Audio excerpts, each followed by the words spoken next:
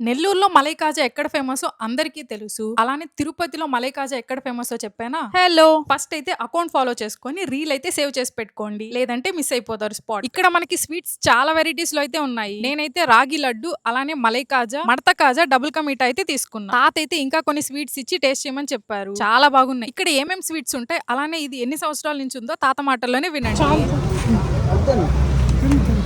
Taste బాగుంటుంది. నాగూరు గుండి అంటారు, తమిళనాడు ఎక్కువ అది.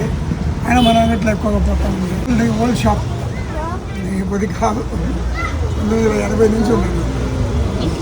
ఎంత? 1980. 1980.